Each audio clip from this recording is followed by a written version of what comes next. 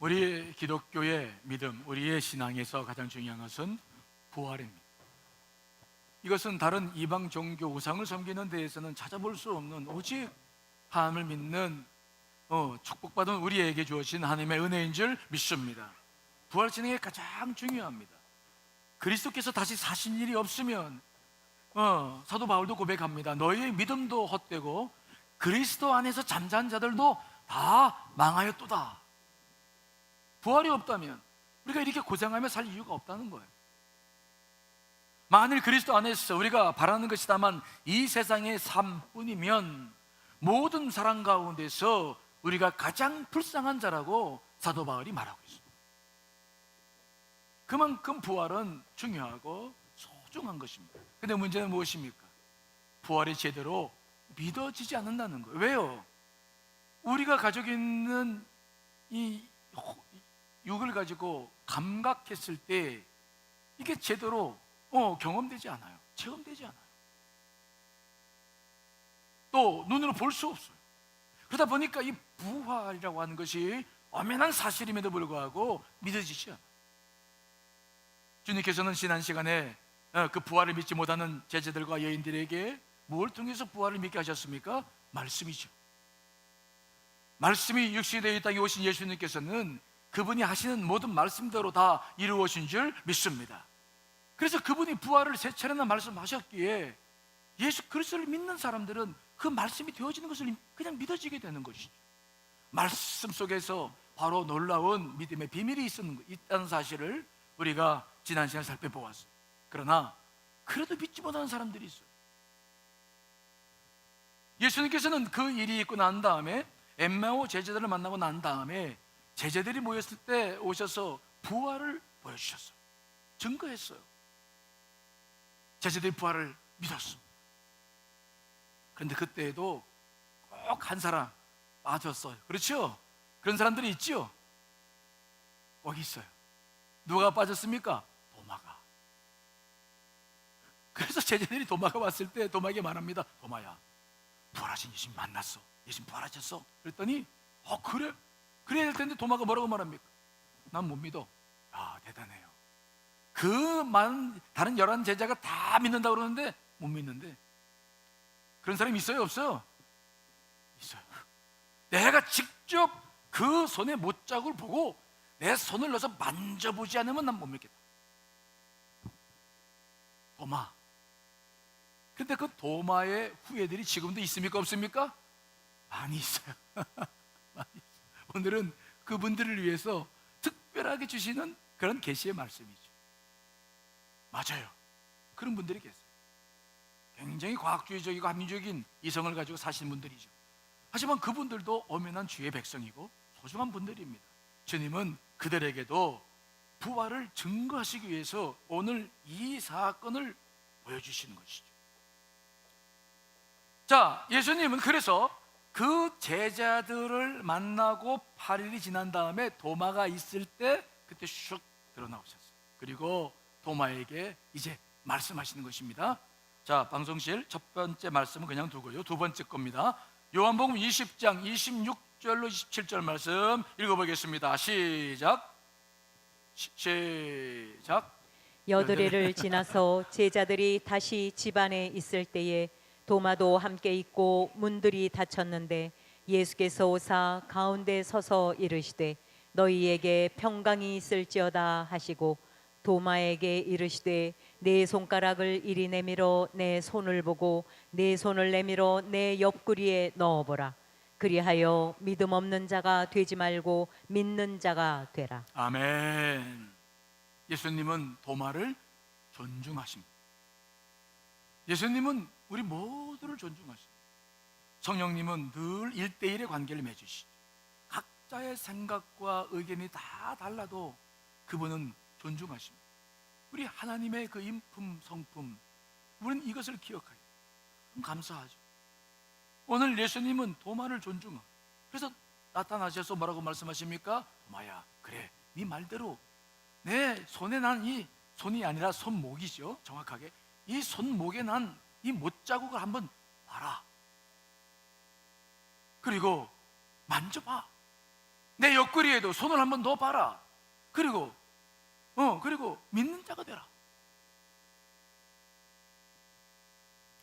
오늘 도마는 예수님께서 자기에게 허락하신 그 일을 하면서 정확하게 부활을 믿게 되면서 이제 변화를 경험하는 일들이 여기에 기록되고 있습니다. 예수님께서 도마에게 허락하신 영적 체험은 무엇입니까?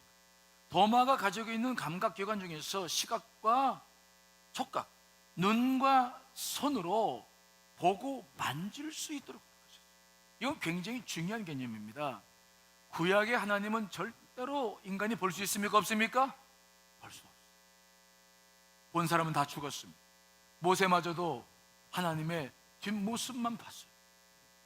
하지만 하나님은 이 신약시대에 오셔서 정말 놀라운 역사를 일으키시는데 자기를 내어주십니다. 보게 하시죠. 만질 수 있게 하십니다. 예수 그리스도를 통해서 하나님이 누구신지를 경험하게 하시는 것입니다. 이게 신약의 시대를 사는 우리들에게 우리가 누리는 놀라운 축복인 줄 믿습니다. 경험한다. 굉장히 중요한 경험이죠. 자, 먼저 도마는 예수님이 내미시는 손에 난 못자국을 유심히 쳐다보았을 거예요.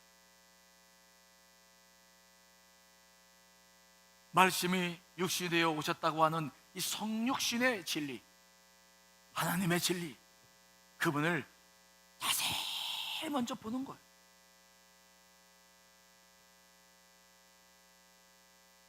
이 자세히 본다고 하는 것은 그저 스쳐 지나가는 것과는 달라요. 무엇인가를 노려지게 쳐다보십시오. 꽃 하나도 우리가 사진 찍으려고 가까이 다가가서 그 꽃을 자세히 보면 그저 스쳐 지나가면서 보지 못했던 깊은 은혜가 그 속에 있어요. 정말 꽃을 관찰해 보면, 여러분 사진 찍어 보신 분 아시죠? 그 보시면 어떻게 이러한 아름다움이, 이러한 섬세함이, 이게 도대체 어떻게 된 것인가, 그냥 빠져버려요.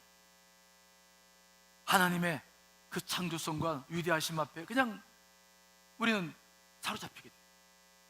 오늘 도마가 처음에는 진짠가 아닌가, 정말 그 손목에 난 그 못자국을 봤을 것입니다. 그 당시 예수님께서 못 박히신 그 못은 1cm, 지름이 1cm나 되는 대못이었어요.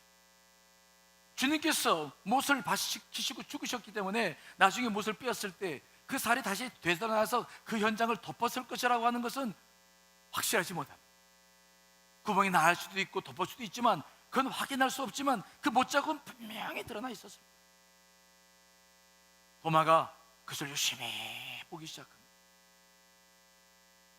뼈가 깨져 있고 살이 터져서 구멍이 나 있고 신경이 끊어져 있는 그 상황을 열심히 보는 거예요. 순간 그 도마의 마음은 이게 정말 주님께서 못 바뀌었구나라는 생각과 더불어 주님이 받으셨던 그 고통이 자기 몸에 그대로 전달되었을 거예요. 왜요? 우리도 그렇잖아요. 우리가 교통사고를 당한 현장을 보면은 그냥 끔찍해서 우리도 몸으로 내가 당하지 않았지만 느껴지는 것이처럼 이 시각의 효과는 뭐냐? 그 대상이 내 안에 들어오는, 그 고통이 내 안에 들어오는 대상의 표면을 넘어서서 정말 그 대상의 내면과 의미를 꿰뚫어보는, 그래서 진실이 내 안에 들어오는, 놀라운 비밀이, 알지 못했던 것들이 내 안에 들어오는 것을 경험하는 것이 견자, 떨어지게 바라보는 것의 중요한 의미예요.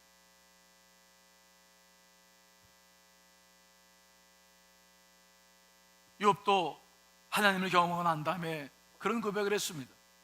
내가 죽게 되어 귀로만 들었사오니 이제는 눈으로 주를 배움나이다. 그 도마가 예수 그리스도의 그 손목에 난 못자국을 처음으로 봤을 때는 신기하다 생각했을지 모르겠지만은, 그러나 자세히 보기 시작하며 그분이 겪으셨던 고통, 왜 이분이 이런 고통을 겪으셔야 하나, 그 모든 생각들이 그 가슴속에 들어오면서 이제는 못자국이 아니라 예수 그리스도, 그분이 누구신가를 보기 시작하죠.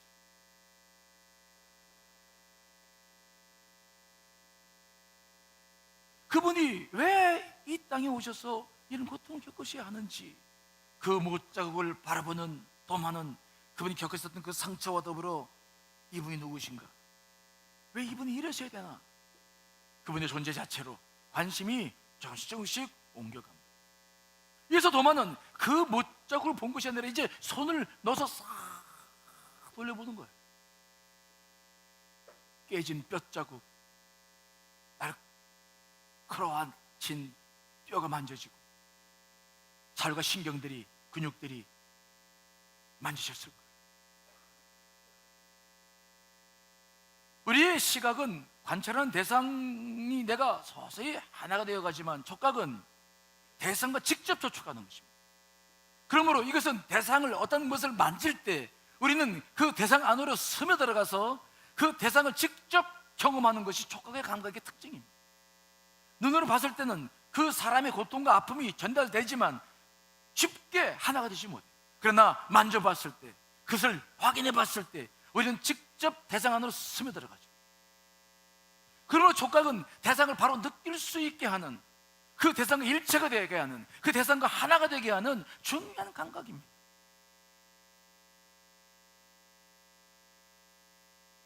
도마는 예수 그리스도의 그 못자국을 만져보면서 이제는 부활을 확인하는 정도가 아니에요. 이분은 분명히 죽으셔야 되는데 지금 살아있는 거예요. 이제는 그것이 중요한 것이 아닙니다. 이분이 도대체 누구신가? 어찌하여 이런 일을 행하시고 있는가? 그분을 감각하고 그분과 하나 되고 그분의 고통이 깊이 전달되는 것을 경험하는 것이죠. 이러한 감각의 진행의 방향은 늘 뭐든지 시각으로 시작합니다. 그 다음에 우리가 끝은 늘 촉각으로 하죠. 우리가 보통 사랑하는 사람들과 연애 관계를 생각해 보십시오. 여러분도 연애하는 이 시절에 있었잖아요. 저도 있었어요. 처음에는 그냥 보기가 좋았어. 그렇죠? 일반적으로 저도 그랬어요. 그냥 우리 집사람이 보기 좋더라고요. 보기 좋았어. 그냥 시각적으로 끌렸어. 그러니까 이제 이 시각이 먼저 작용했는데 서로 몇 번 만나다 보면은 이제는 서로 냄새도 맡게 돼요. 식사를 하면서 미각도 서로 교통합니다. 그러나 가장 클라이막스는 무엇입니까? 뭡니까? 언제가부터 진짜 시작되는 거예요. 슬쩍 손을 내밀어서, 슬쩍 손을 내밀어서 한번 만져보는 거예요. 느껴보는 거예요. 사람을 감촉한다는 거. 이거 굉장히 중요합니다. 그래서 이 대상과의 관계는 늘 마지막은 촉각이에요. 느끼는 거예요. 가슴과 가슴을 맞대보는 거예요. 호흡과 호흡이 맞대보는 거예요. 그것들을 통해서 완벽하게 하나가 되는 것이죠. 오늘 도마가 경험하는 것이 그거예요. 멀만 있던 예수 그리스도였어요. 믿으시지 않았어요. 근데 정말 그분이 와 계셨고 그분의 상처를 봤어요. 드디어 도마는 이제 옆구리까지 손을 넣어서 아마 그 갈비뼈, 부러진 갈비뼈 사이 그쪽을 또 만져봤을 거예요. 깨진 갈비뼈, 날카로운 뼈 사이로 있었던 살과 근육들이 느껴지면서 그는 점점 예수 그리스도 그분과 하나가, 도대체 이분이 왜 이러셔야만 됐는가? 내가 누군데, 나 같은 죄인이 무엇이길래 이분이 이렇게까지 하셔야 되나? 부활의 사실 여부를 넘어서서 이제는 그분의 자체를 깊이 경험하는 이차 때문에 이러한 영적으로 우리가 하나님과의 이런 경험을 하기 시작하면 반드시 뭐가 따라오냐면 감정이 따라옵니다. 뭐가 따라온다고요? 감정이 따라오죠. 느낌이 따라오죠. 우리가 다른 사람을 만났을 때도 마찬가지 아닙니까? 만나든 뭐라든 다 감정이 따라오고, 이렇게 주님을 1차적으로 봤다가 만지는 아주 그 감각의 최종적인 것을 느꼈던 도마에게도 감정이 찾아오죠. 그런데 이때 이 감정은, 영적 체험의 감정은 일반적으로 우리가 좋다 나쁘다라고 경험하는 경험과 달라요. 그래서 이 체험을 우리는 뭐라고 부르냐면은 정동 체험이다. 제가 작년인가 재작년인가 한번 도마 설교를 했을 때 이것도 말씀드린 기억이 있어요. 무슨 체험이라고요? 정동 체험. 이것은, 정동이라는 말은 뭐냐? 내가 감당하기 어려운 자극이 나한테 오는 거예요. 그때 내가 어떻게 할 수 없는 상태가 되어버리는 거예요. 이해되시나요? 우리 교회에 요즘 그런 분이 계십니다. 우리 교회에 종종 그런 분들이 계시는데 예배를 드리다가 갑자기 막 자기도 알지 못한 눈물이 흘리는 거야. 이건 슬퍼서 흘리는 것도 아니야. 이게 기뻐서 흘리는 것도 아니야. 그냥 눈물이 계속 쏟아지는 거예요. 막 헉헉거릴 것 같아서 슬며시 밖에 나가서 화장실 가서 실컷 울고 다시 들어와요. 그러면서도 거치할 수 없는 거예요. 귀여움은 계속 그러는 거예요. 하나님을 경험해 나가는 거죠. 정동체험이에요. 우리가 어떠한 일반적인 감정으로는 설명할 수 없는 감동. 도마가 이런 체험을 했어. 영혼의 격정의 흔들림이 일어나기 시작합니다. 이런 것을 어떻게 도마가 경험했다고 우리가 볼 수 있을까요? 그의 고백이 있기 때문이죠. 자, 요한복음 20장 28절 말씀 읽어보겠습니다. 시작. 도마가 대답하여 이르되 나의 주님이시요 나의 하나님이시니이다. 도마는 뭐라고 고백합니다? 그렇게 주님을 보고 만지고 난 다음에 그는 자기도 모르게 고백하는 것입니다. 나의 주님이시오, 나의 주님이시오. 이게 첫 번째 고백이었어요. 도마는 3년 동안 예수 그리스도 제자로 살았어요. 예수님께서 하신 말씀을 들었고 기적을 체험했고 정말 그냥 일주일에 한 번씩 만나 예배드리는 게 아니라 계속 살았습니다. 그러나 그때에도 도마는 한 번도 주님께서 나의 주님이십니다라고 고백하지 않았어요. 그의 가슴 속에는 늘 의심이 있었어요. 정말 이분이 주님이실까? 옆에서 말씀을 들어도 기적을 체험해도 정말 이분 주님이실까? 의심만 했었어요. 베드로가 빌립보 가이사랴 지방에서 처음으로 주님은 나의 하나님의 아들이시오, 나의 메시아이십니다 라고 고백했던 거, 그거 한 번 고백이고 나머지 도마도 다른 제자들도 한 번도 이런 고백하지 않았어요. 나의 주님이시오라는 고백은 이건 그냥 있는 고백이 아닙니다. 자기 전 존재를 주 앞에 드리는 고백이에요. 나의 주인이라는 것입니다. 나의 전부라는 것입니다. 도마는 한 번도 하지 못했던 고백을 바로 이 영적 체험을 통해서 고백하는 것입니다.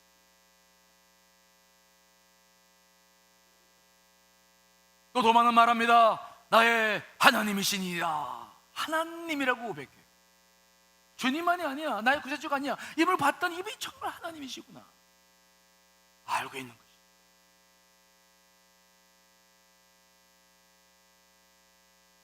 즉 예수님께서 이 땅에 내려오신 것은 우리를 구원하시기 위해서 십자가를 지시고 오신 성자 하나님의 아들이시지만 이분 자체가 한 것, 본체인 것을 그 경험을 통해서 말로는 설명할 수 없지만 그 정동체험과 그 경험되는 놀랍고 두렵고 떨리고 뭐라고 표현하지 못하는 그 상황 속에서 자기 입에서 나오는 거예요.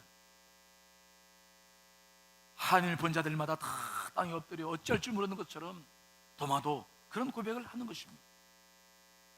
특별히 이 요한복음을 기록한 사도 요한은 요한복음 1장 1절에서 태초에 말씀이 계시니라, 이 말씀이 하나님과 함께 계셨으니 이 말씀이 곧 하나님이시니라. 요한의 신학은 예수 그리스도가 하나님임을 처음서부터 강조하는 신앙입니다. 마지막 도마를 통해서 철저하게 예수 그리스도가 하나님이심을 증거하는 고백이 기록되는 것을 우리가 보는 것이죠. 도마는 하나님을 경험하게 된 줄 믿습니다. 이 놀라운 영적 체험이에요. 여러분, 우리가 신앙생활 하면서 제가 늘 강조하지만 이 체험이 있느냐 없느냐는 굉장히 중요해요. 지성적인 믿음, 수용하는 것, 이해하는 것은 우리가 구원받는 데 지장은 없어요. 하지만 우리를 살아있게 만들고 변화시키는 것은 뭐냐? 이성적 고백을 넘어서서 주님을 이렇게 만지고 맛볼 수 있는 경험이 필요한 줄 믿습니다. 주님을 맛보고 경험한 사람들에게 있어서 반드시 찾아오는 것이 있는데 바로 뭐냐면 사람들의 변화, 진짜 변화예요. 뭐라고요? 변화. 사람들이 변화되는 것입니다. 예수 그리스도를 영접하고 믿어도 변화는 있어. 하지만 그 변화는 눈에 보이지 않아요. 하지만 영적 체험을 통해서 예수 그리스도를 깊이 경험한 사람들에게는 반드시 두 가지의 놀라운 변화가 일어납니다. 이것을 저와 여러분도 경험하고 있고 이것을 경험해 나가야 되는 것입니다. 그것이 무엇일까? 첫째는 전일 따라다, 전일성. 이것은 무슨 말이냐? 내 의지와 내 뜻이 하나님의 뜻하고 딱 부합되는 거예요. 이것이 영적 체험을 통해서 깊이 경험한 사람들에게는 반드시 이런 전일성이 일어나요. 나는 그동안 내 주장을 했습니다. 내가 마음에 안 들면 아니라고 그랬습니다. 뜻에 순종하지 못했습니다. 말씀을 들어도 나는 아니라고 말했습니다. 내가 하고 싫으면 하지 않아요. 나와 하나님과 늘 따로따로야. 그런데 깊이 영적 은혜를 경험해 본 사람들은 내 뜻이 얼마나 부질없음을 알아요. 그리고 이제는 정말 그분 앞에 내 자신을 굴복시켜 나가는, 내 뜻과 하나님의 뜻이 하나가 되어져가는 이런 놀라운 전일성, 하늘의 뜻과 땅의 뜻이 하나가 되어지는 줄 믿습니다. 이런 놀라운 역사가 이 영적 체험 속에서 일어나는 거예요. 도마가 어떤 사람인 줄 아세요? 도마의 모습들은 의심을 주로 많이 했는데 굉장히 자기 주장이 강했고 자기 뜻도 강했던 사람이에요. 요한복음 11장에 보면 그 이야기가 나와요. 예수님께서 나사로를 살리시러 이제 전가를 받았습니다마는 나사로가 죽을 병이 아니라는 사실을 깨닫고 이틀 더 머무셨어요. 그리고 나사로가 죽었을 때 야, 이제 친구가 죽었으니 살리러 가자라고 이야기를 합니다. 하지만 그때는 예수님께서 십자가에 못 박혀 돌아가기 전 2주 전이었어요.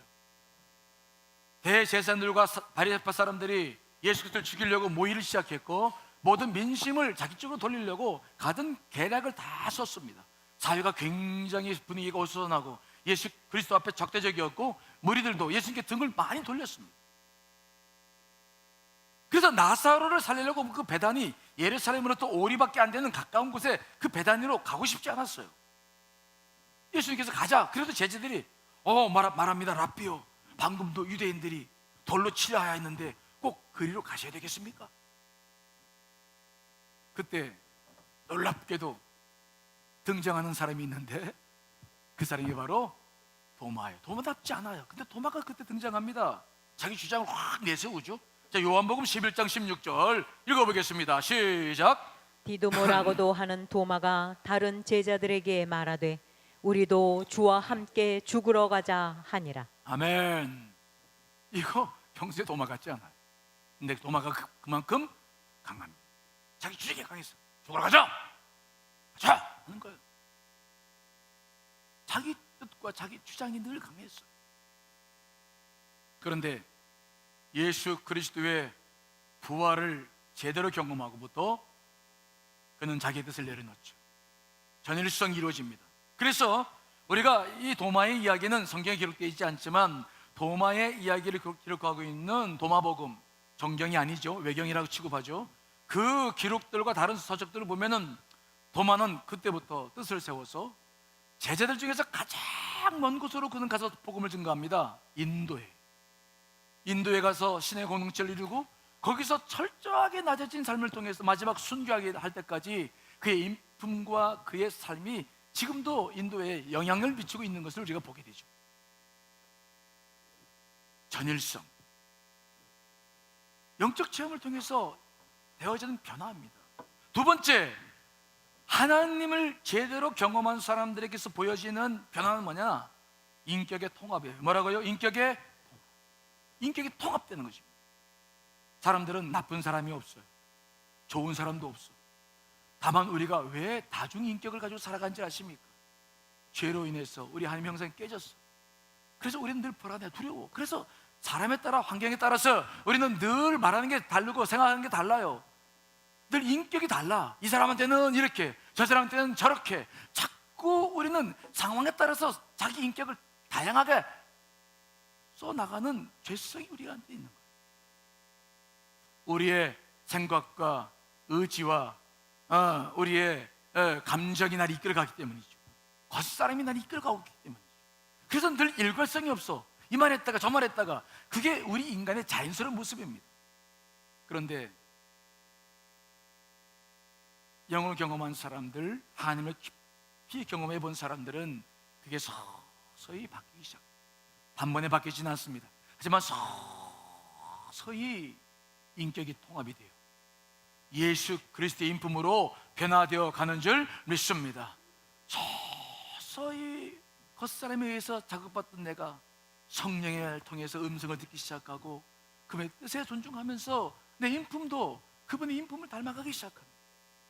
그러면서 우리 안에 통합된 인격, 하나가 된 인격, 앞뒤가 다르지 않아요. 누구를 만나도 동일한 말을 하고 동일한 인품을 내세울 수 있습니다. 그렇게 사람들이 변화되어져 가는 것입니다. 이해되십니까?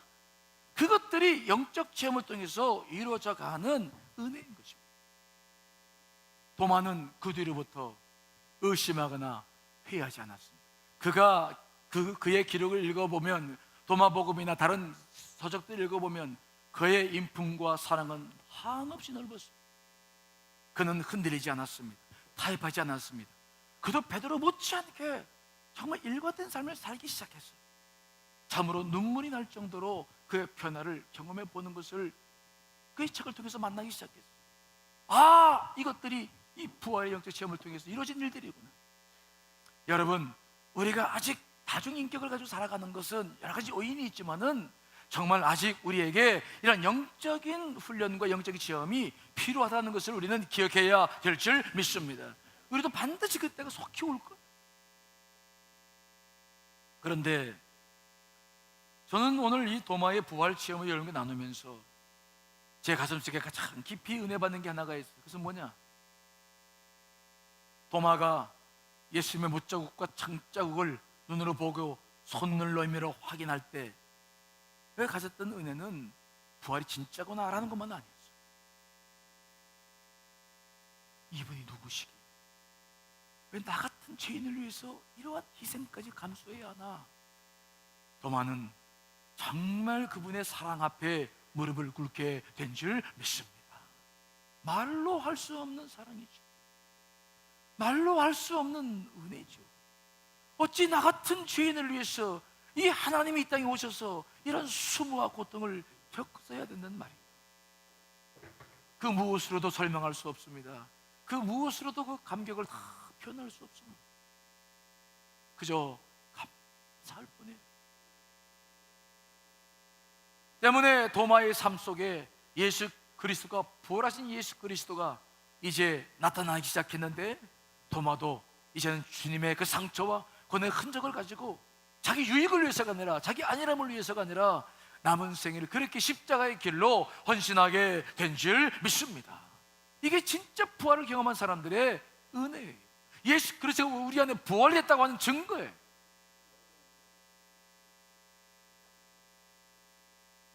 우리가 살고 있는 이 시대에도 도마와 같은 이들이 많이 있습니다. 좀 보여달라는 거예요. 믿겠다는 것입니다. 그때 우리가 보여줄 게 무엇입니까?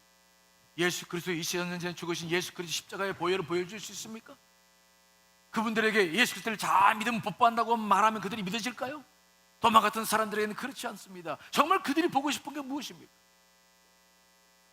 그들에게 보여줄 것은, 우리는 예수 그리스도 십자가는 더 이상 보여줄 수 없어요. 바로 고난당하는 내 모습, 상처받는 내 모습, 십자가의 길을 걸어가는 내 모습을 진짜 보여줘야 될 줄 믿습니다.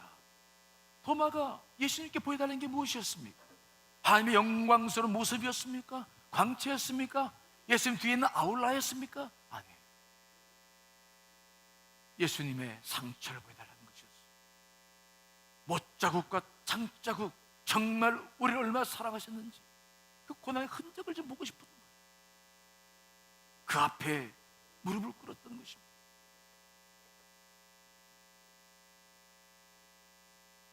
왜 이 시대의 사람들이 복음으로부터 점점 멀어지는가? 왜 이 시대의 사람들이 증거되고 있는 복음에 귀를 기울이지 않는 것인가? 이것은 어쩌면 우리에게서, 교회에게서 고난의 흔적을 찾지 못하기 때문인지 몰라. 그저 신앙을 안일함을 위해서 자기 유익만을 위한 도구로 사용하고 있는 우리들의 모습 때문인지 몰라. 우리는 이 부활의 신앙을 다시 가슴에 새기면서 이 도마의 이 삶의 모습을 다시 한번 우리 삶 속에 각인시켜야 될 줄 믿습니다. 정말 세상 사람들이, 도마의 후예들이 보고 싶은 게 무엇일까요? 내 손에 있는 못자국과 내 옆구리에 난 창자국이 아니겠습니까? 우리가 잘 알고 있는 이어령 씨, 지금은 기독교인이 되었지만은 그가 예수님을 영접하지 못했던 1993년 4월에 어느 교회에서 행한 강연 내용입니다. 그는 그때 교회 다닐 수 없다는 사실을 이렇게 표현했어요. 도마가 예수 부활의 증거로 요구한 것은 바로 고난의 흔적이었고, 예수님께서 부활의 증거로 도마에게 보여주셨던 것도 또한 고난과 아픔의 상처였습니다. 교회가 세상에 보여주어야 할 증거가 바로 이것입니다. 진리 때문에 고난 당한 흔적, 시대의 아픔에 동참한 상처의 자국, 세상을 살리기 위해 스스로 당한 희생의 흔적. 그러나 오늘날 교회는 이러한 흔적과 자극을 보여주지 못하고 있습니다. 교회가 이 세상을 향하여 보여주는 것이라고는 집단화된 이기심, 거대한 야망, 그리고 세속화된 성공주의와 출세주의뿐입니다. 이것은 예수 그리스도께서 보여주셨던 증거가 결코 아닙니다. 누구든지 나에게 예수 그리스도께서 이를 위해 당하셨던 고난의 상처와 아픔의 흔적을 보여줄 수 있는 교회를 소개시켜 주신다면 나는 기꺼이 그 교회의 교인이 되기를 고려해 보겠습니다. 그 당시 이 강연을 듣던 저도, 모든 크리스찬들도 그 외침 앞에 침묵할 수밖에 없었습니다.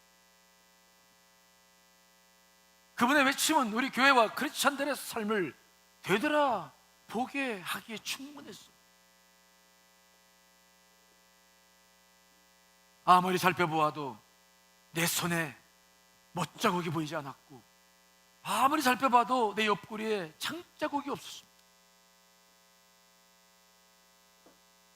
예수 그리스도를 통해서 자기를 성취하기에 급급했고, 교회를 이용해서 자기 명예를 드높이기에 여한이 없었던 내 자신 스스로가 얼마나 부끄러웠는지, 지금도 그때 일들이 생생히 기억납니다.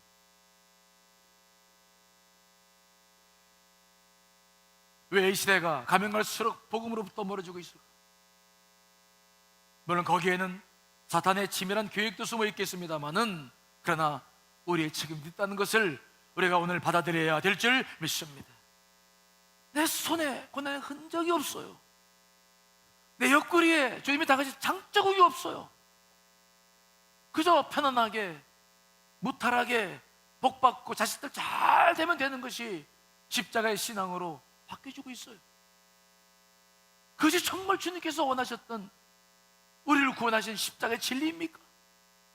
정말 그것이 우리가 추구해야 될 기독교인의 목표입니까? 교회가 크게 져서 영광스럽고, 목사들이 명예스럽고 스타가 되고, 교인들이 자랑스럽게 그 교회를 자랑하는 것이 이 시대에 우리가 해야 할 사명입니까? 저는 그렇게 보지 않아요.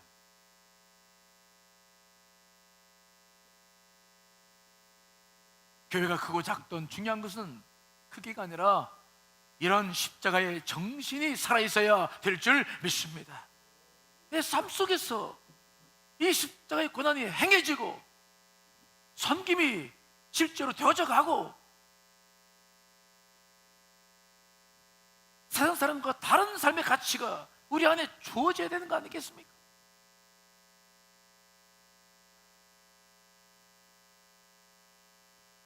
저는 이 부활주의를 보내며 다시 한번 그런 마음을 마음에 깊이 새겨요. 어떤 교회를 이룰 것인가? 어떤 교인들을 양육시켜 나갈 것인가?